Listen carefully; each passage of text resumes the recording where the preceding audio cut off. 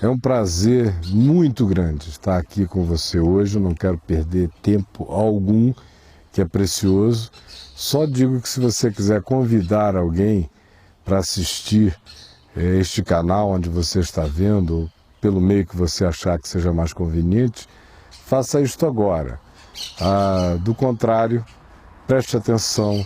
Eu quero ler um texto da segunda carta de Paulo a Timóteo, que foi um jovem, tornou-se um homem maduro, posteriormente a quem Paulo, encontrando já na fé, desde jovenzinho, desde a infância, o treinou, o discipulou, o conscientizou sobre o Evangelho e depositou nele extrema confiança quanto ao fato de que Timóteo, pela integridade e de caráter, de consciência dele, ele poderia se tornar um bom depositário, um fiel depositário do significado do Evangelho. E está aqui na segunda carta a Timóteo, no capítulo 3, diz o seguinte: sabe, porém, isto. É um idoso, praticamente falando, se dirigindo a uma pessoa bem mais jovem.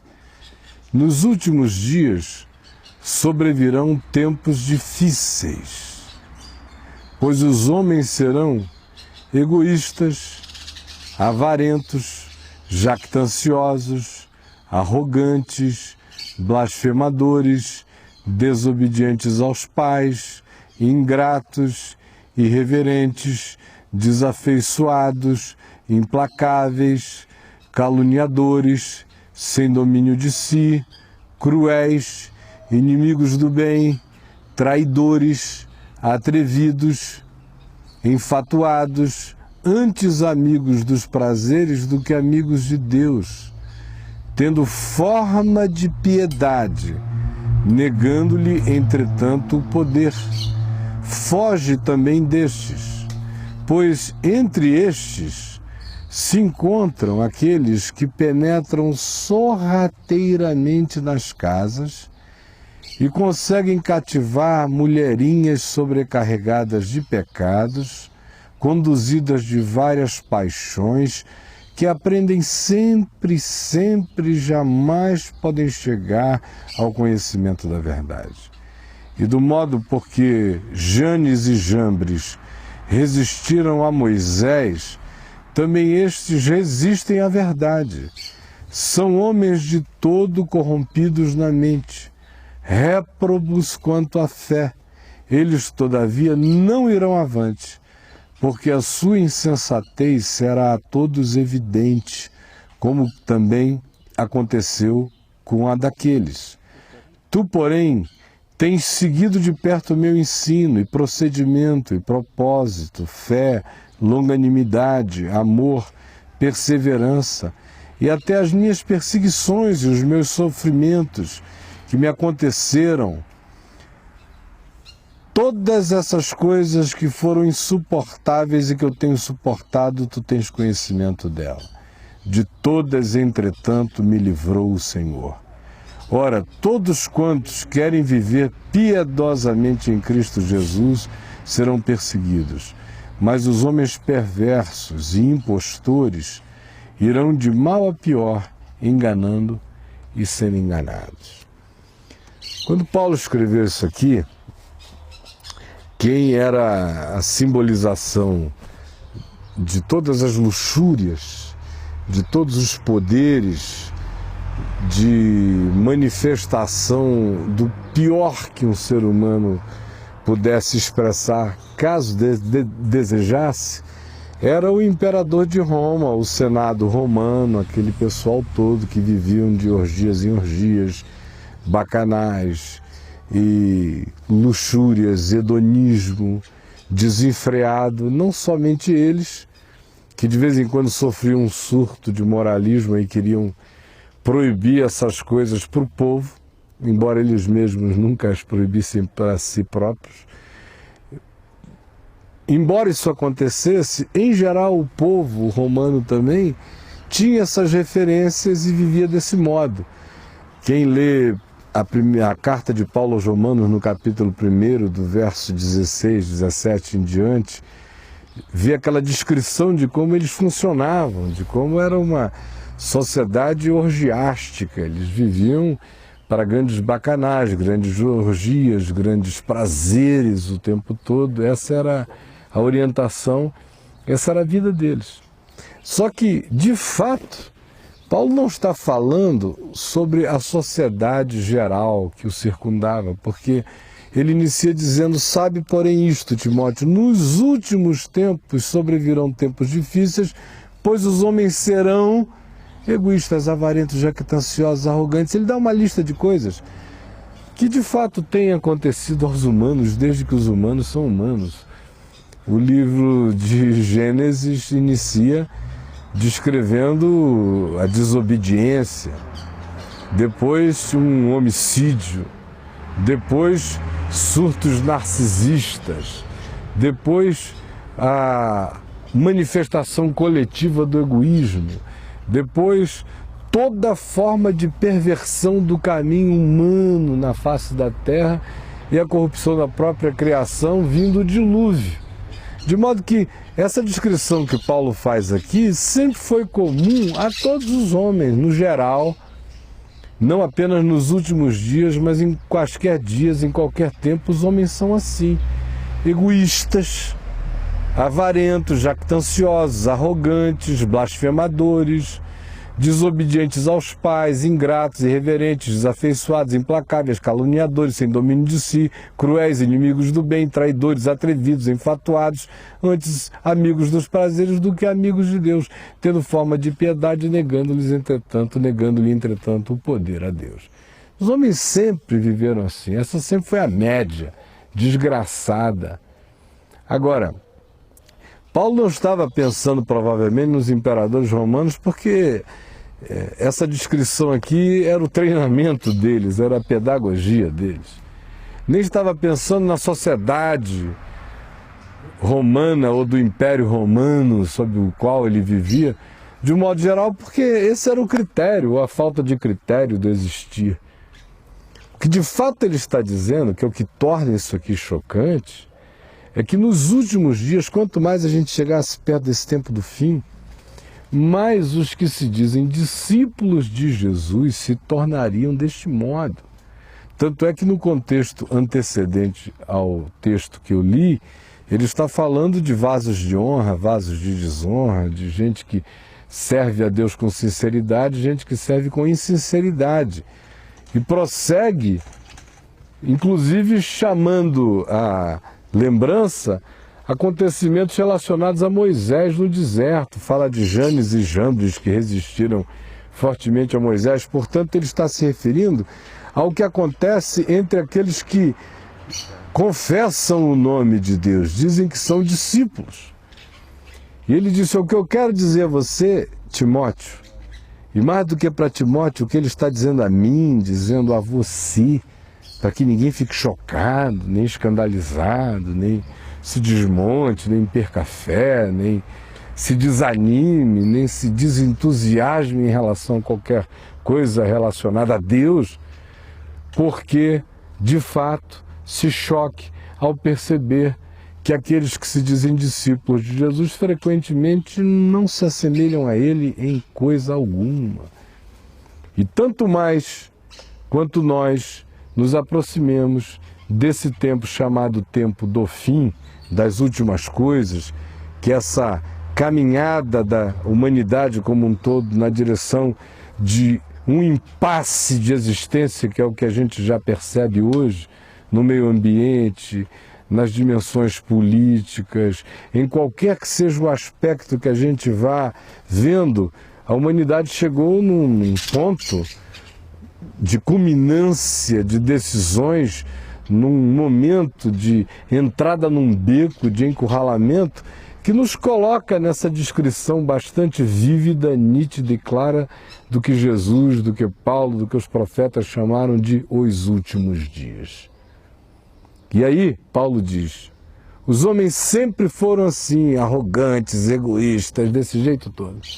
O que vai chocar você é perceber que Os discípulos de Jesus vão ficar assim. O pessoal vai se tornar o povo da mentira, o povo da maldade, o povo que anda com o nome de Deus na boca, mas o coração distante dele. Eles têm forma de piedade. Eles têm jeitões, eles têm trejeitos, eles têm manifestações as mais diversas do que a gente poderia chamar de piedade. Eles falam o evangeliquez, eles falam com expressões que os identificam como sendo gente de igreja. Eles chegam sempre com a paz, irmão, paz do Senhor, tudo da paz, meu irmão, não sei o que, meu irmão.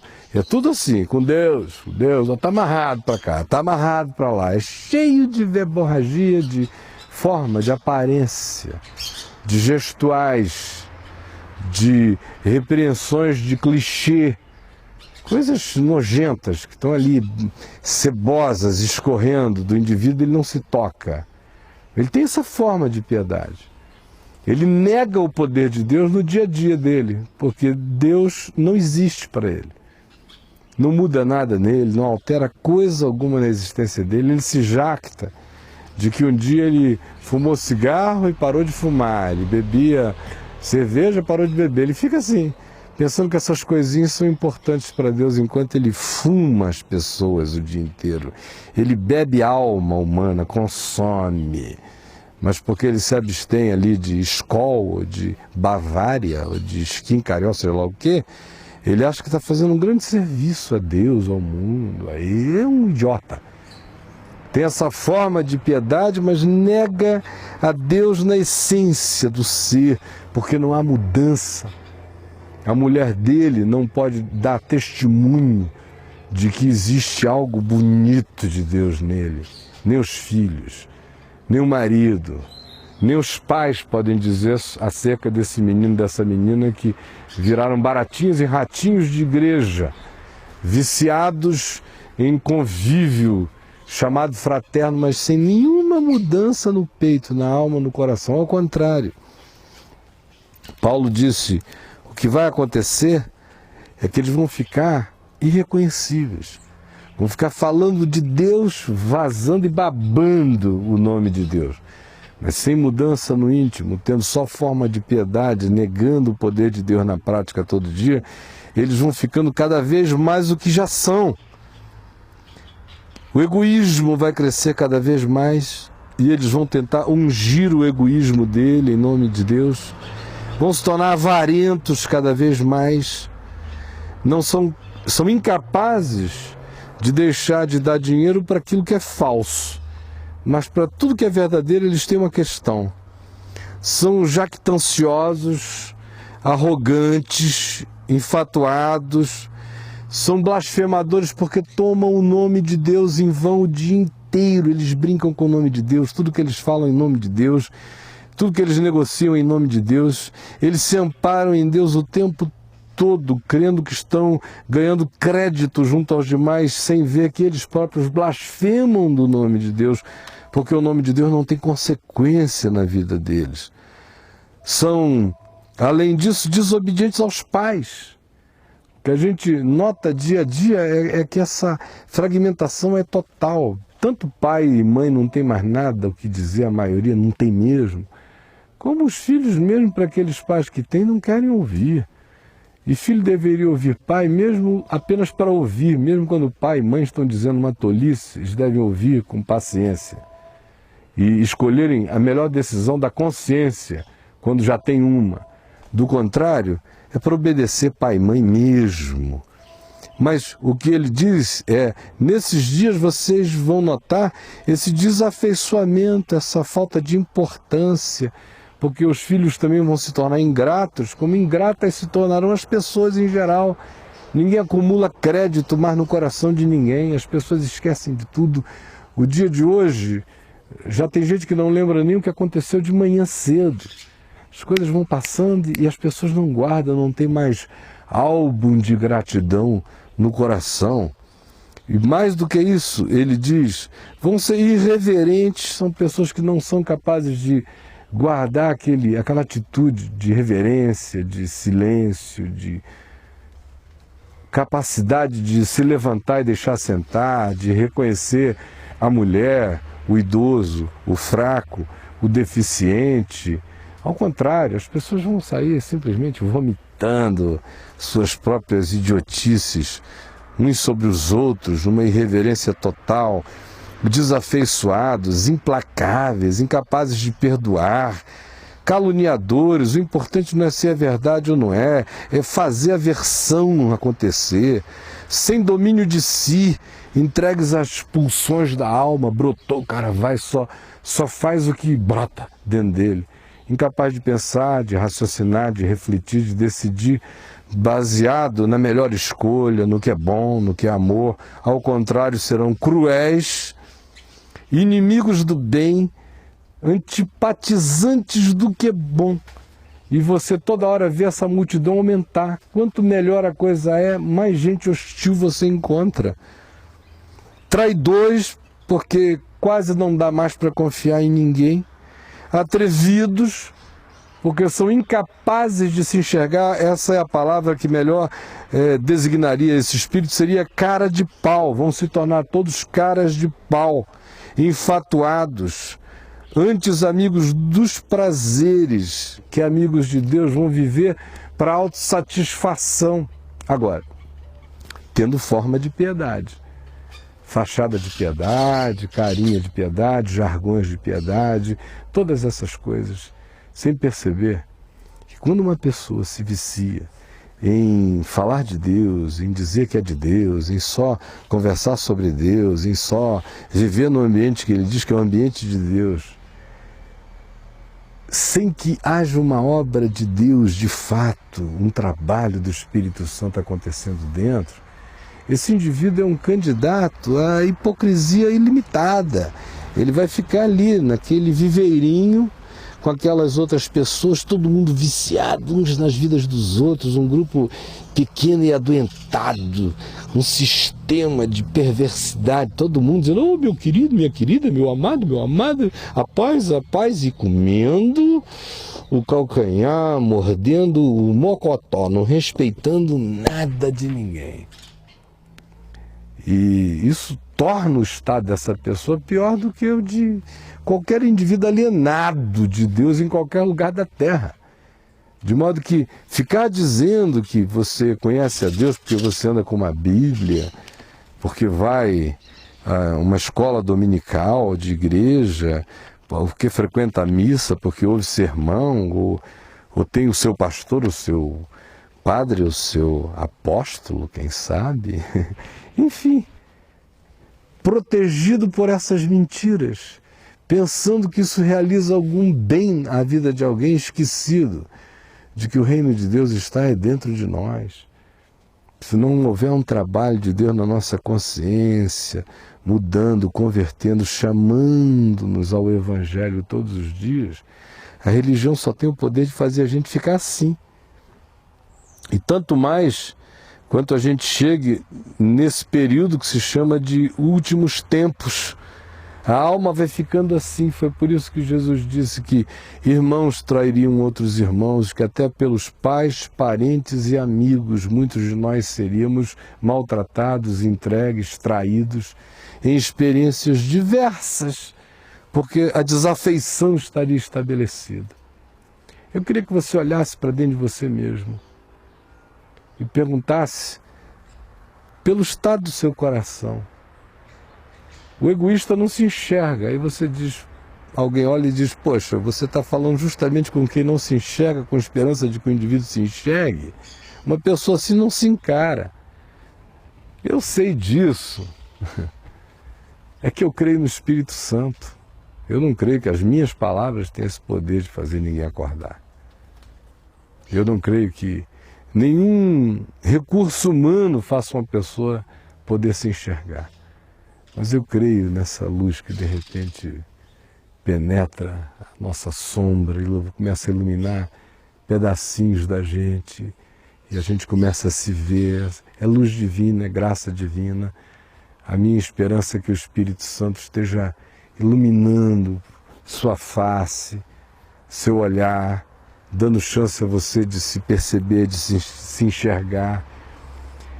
sobretudo quebrando aquele auto-engano que faz o indivíduo pensar que porque ele frequenta um lugar, uma igreja, um grupo, ele canta, ele sabe Bíblia, referências de cor, conhece as fofocas eclesiásticas, os bastidores, que isso tem alguma coisa a ver com Deus. Deus não tem nada a ver com isso. Isso é coisa do homem, é um clube. A máfia e isso aí são da mesma natureza, são instituições humanas dedicadas a determinados fins explícitos, mas frequentemente a gente encontra a mesma natureza de gente em ambos os lugares. Mafiosos, fisiológicos, sem consciência, sem autopercepção, vivendo para o próprio umbigo, sem amor, sem graça, implacáveis, sem perdão. Agora, quando o indivíduo se habitua a ficar assim e a ser assim, em nome de Deus, falando em línguas, ouvindo profecias, aplaudindo cânticos, levantando as mãos em louvores e ficando desse jeito, esse cara vai se endiabando sem sentir. Vai ficando num estado pior do que o pior estado no qual já tem estado antes de se tornar um cristão jactante, um religioso arrogante. Olhe para o coração, porque se eu estou dizendo essa palavra a você hoje, você é passando por aí, me deu algum crédito, parou e ouviu, pode ser que seja essa luz de Deus chegando, iluminando você, mostrando, virando a sua cara para a luz divina, para iluminar sua consciência, para fazer a verdadeira e genuína conversão acontecer. Porque milhões e milhões de pessoas que vivem nesse lado ocidental do mundo, que se dizem cristãs, de fato, não conhecem Jesus, não conhecem a Deus, não conhecem nada. A maioria absoluta só vive de religião, mas não conhece a Deus, porque se conhecessem a Deus não seriam assim. O amor de Deus gera amor em nós. A presença do Deus que é amor produz misericórdia, produz compaixão, produz verdade, produz honestidade, produz prazer naquilo que agrada a Deus e faz bem à vida. É esse o Espírito de Deus. O que não vem carregado disso não é de Deus, não procede de Deus. Ainda que o indivíduo esteja o dia inteiro com a mão para cima, cantando e dizendo que faz isso para o Senhor, ele só está fazendo, de fato, ginástica, ele está fazendo só coreografia religiosa, mas não existe nada verdadeiro acontecendo aí. Não seja um desses. Minha oração é que o Espírito Santo acorde você agora, tire você desse estado, acenda a luz, quebrante seu coração.